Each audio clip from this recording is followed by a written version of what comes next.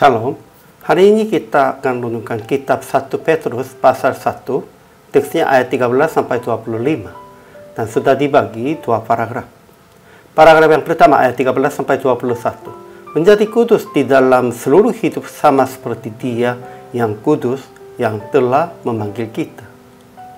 Paragraf yang kedua ayat 22 sampai 25. Hendaklah bersungguh-sungguh saling mengasihi dengan segenap hati. Kesimpulannya, orang percaya harus menjadi kudus di dalam seluruh hidup sama seperti Dia yang kudus, yang telah memanggil kita. Sehingga kita harus siapkan akal budi dan letakkan pengharapan atas kasih karunia yang dianugerahkan kepada kita. Juga kita harus kudus karena Allah adalah Maha Kudus. Itu dalam percaya kepada Allah oleh Dia yang telah membagikan Yesus dari antara orang mati dan dalam menyucikan diri oleh ketaatan kepada kebenaran. Dan kita harus bersungguh-sungguh saling mengasihi dengan segenap hati. Ajaran tentang Allahnya, pertama, Allah adalah Maha Kudus, jadi kita juga harus kudus. Kedua, Bapa kita tidak memandang muka. Ia menghakimi semua orang menurut perbuatannya. Ya, daripada penampilan, pentingnya perbuatan. Ketiga, Kristus menebus kita dengan darahnya yang sama seperti darah anak domba yang tak bernoda dan tak bercacat.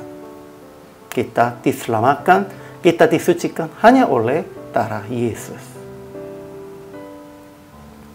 Ajaran tentang manusianya, pertama, siapkanlah akal budimu, waspadalah dan letakkanlah pengharapanmu seluruhnya atas kasih karunia yang dianugerahkan kepadamu pada waktu penyataan Yesus Kristus.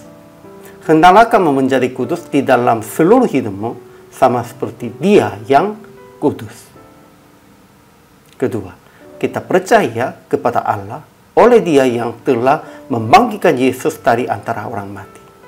Kita telah menyucikan diri oleh ketaatan kepada kebenaran, sehingga kita dapat mengamalkan kasih persaudaraan yang tulus ikhlas.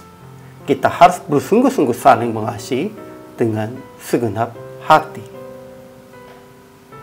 Ketiga, orang percaya telah dilahirkan kembali bukan dari benih yang fana, tetapi dari benih yang tidak fana oleh firman Allah yang hidup dan yang kekal.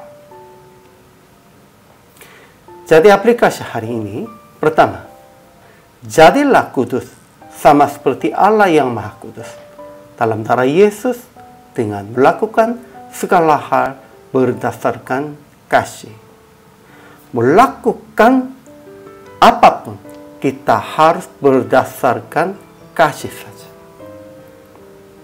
Kedua, bersungguh-sungguh saling mengasihi sesama dan jemaat dengan memakai kekuatan dan benda harta kemampuan Anda secukupnya. Ya, janganlah hanya katakan kita saling mengasihi. Harus mengorbankan dan memakai kekuatan dan benda harta kemampuan secukupnya. Inilah kehidupan orang percaya. Akhirnya pada praktik hari ini, siapkanlah akan budi Anda dengan introspeksi diri kehidupan dan perbuatan Anda. Apakah sudah cukup disiapkan akal budi atau hanya sesuai dengan keinginan? Kemudian, bersungguh-sungguh saling mengasihi dalam firman yang tetap selama-lamanya. Dengan melayani sesama sampai kemampuan secukup Anda. Kita harus melayani mereka.